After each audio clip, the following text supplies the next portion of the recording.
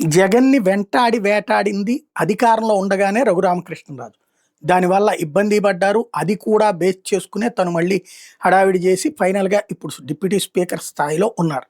అయితే రఘురామకృష్ణరాజు ఇప్పుడు ఇక తను గెలిచి అధికారం పార్టీలో ఉన్న తర్వాత అప్పట్లో అధికార పార్టీలో ఉన్న తన చెప్పు చేతల్లో జరగలేదు కాబట్టినే ఎదురు తిరిగింది జగన్‌ని ఫుట్‌బాల్ ఆడుకుంది. ఇప్పుడు మళ్ళీ తన అధికారంలో ఉండి తన మాట నడుస్తోంది కాబట్టి జగన్‌ని వెంటాడే కార్యక్రమం బిగించేస్తే ఇప్పుడు జగన్ టీం రివర్స్ ప్రారంభించింది. రఘురామకృష్ణరాజుకి సంబంధించినటువంటి కేసు.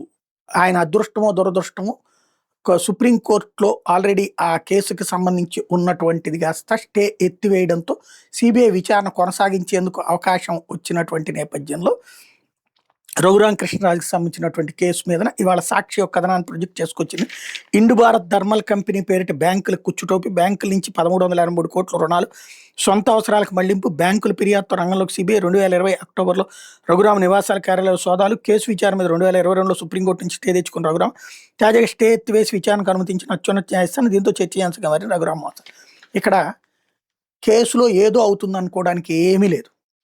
ఎందుకయ్యా అంటే ఇప్పటికే ఆ బ్యాంకులోళ్ళు ఏం చేశారు, మధ్యవర్తిత్వ కోర్టు ఎన్సీఎల్ఆర్టీలో ఇస్తారు. అంటే ఇప్పుడు రఘురామ దగ్గర ఏం ఆస్తులు ఉన్నాయో ఆ ఫ్యాక్టరీకి సంబంధించి షూరిటీలు ఏం చూపెట్టారో అది వరకు ఏలం వేసుకుని అమ్ముకుంటారు. ఇప్పుడు 1300 కోట్లకి 800 కోట్లు ఎంతో మిగులుతాడు, అక్కడతో క్లోజ్ అయిపోతుంది. ఆ బ్యాంకులకి కేసులకి ప్రాబ్లం లేదు. ఇక ఆ కేసులు వాళ్ళు టేకప్ చేయాలనుకోరు. ఇదివరకు సుజనా చౌదరిది కూడా అట్లాగే జరిగింది. ఎన్సీఎల్ఆర్టీలో క్లోజ్ అయిపోయింది. ఫస్ట్ సుజనా చౌదరి కేసులు కూడా ఇట్లాగే హడావిడి వచ్చింది. వీళ్ళు తెలివిగా చేస్తున్నది ఏంటంటే బ్యాంకుల నుంచి లోన్ తీసుకుంటారు, వాటిని దారి మళ్లిస్తారు.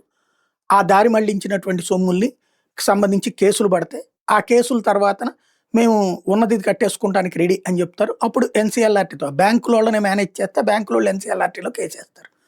ఇప్పుడు సిబిఐ ఏం చేస్తుంది దీంట్లో అంటే ఎన్సీఎల్ఆర్టీ అయిపోయింది కాబట్టి మేమేం చేయలేము, దాంట్లో డబ్బులు రికవర్ చేయడానికి ఏమి లేదు.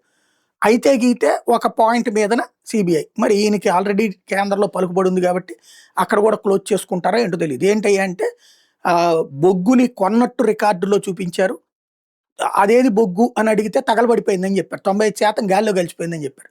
ఆ ఒక్క పాయింట్ మీదన మాత్రం కేసు ఉంటుంది. అదేదో 40 కోట్లు 50 కోట్ల బొగ్గు కొన్నట్టు కొనేసినట్టు రికార్డులో చూపించి 1 ఏడాది 2 ఏడాది అది అయిపోయినట్టు చూపెట్టారు. అక్కడేమో పని ఏం జరగలేదు.